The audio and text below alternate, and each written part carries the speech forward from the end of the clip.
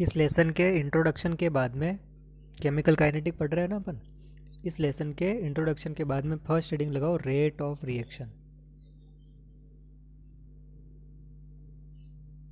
Interesting lesson है, skip मत मारना।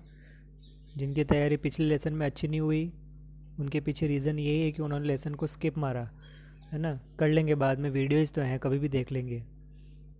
साथ के साथ करते जाओ भाई, परफॉर्मेंस सुधर ही नहीं रही है आपकी। Rate of reaction, rate of reaction की डेफिनेशन अगर अपन कहें तो कैसे पता चले कि रेट ऑफ रिएक्शन क्या है। अगर अपने को कहे तुम्हारी रेट क्या है तो हम तो भागेंगे, तो अपने को पता चल जाएगा भाई कितनी स्पीड से हमारा काम होने वाला है। तो अपन क्या कहेंगे कि कितनी स्पीड से हम दौड़ रहे हैं, तो उसको तो बोल देंगे अपन रेट, हमारी रेट। लेकिन कोई रिएक्शन हो रही है तो उस रिएक्शन का हमारे को कैसे पता चले, तो हमारे को उसकी चेंज ऑफ कंसंट्रेशन देखनी पड़ेगी।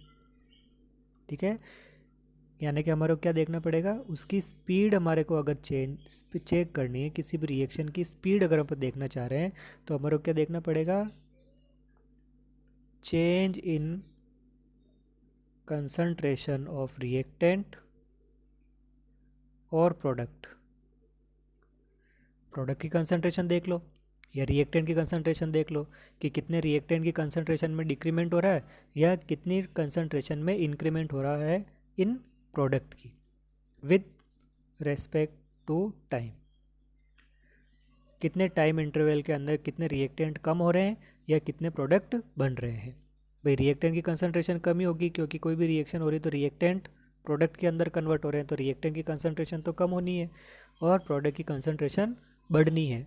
तो किसी पर्टिकुलर टाइम इंटरवल के अंदर कितनी कंसंट्रेशन कम हो रही है या कितनी कंसंट्रेशन बढ़ रही है, तो उसको बोलते हैं अपन rate of reaction.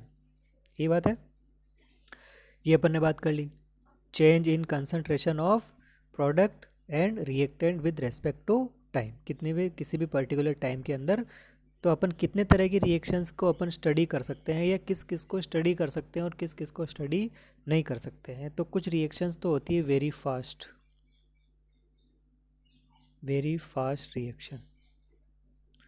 Very fast reaction मतलब कुछ आयनिक इक्वेशन हमारी होगी, वो आयनिक इक्वेशन और सेकंड के भी बहुत छोटे से पार्ट में भी क्या हो जाती है, कंप्लीट होना स्टार्ट हो जाती है। जैसे मैंने NaCl की रिएक्शन AgNO3 के साथ करवाई है, तो क्या बन गया हमारा AgCl और NaNO3। अब ये चंद सेकंडों में अपना जो रिएक्शन है वो कंप्लीट कर लिया। सेकंड भी बहुत ज़्यादा बता रहा हूँ, उस सेकंड के भी 10⁻⁻⁻ सेकंड में और ये रिएक्शन जो है वो कंप्लीट हो जाती है। तो ऐसी फास्ट रिएक्शन को अपन डिटरमाइन नहीं कर पाते, तो इसकी rate of reaction can not be determined. इसकी रेट ऑफ रिएक्शन को अपन डिटरमाइन नहीं कर सकते, कैन नॉट बी डिटरमाइन।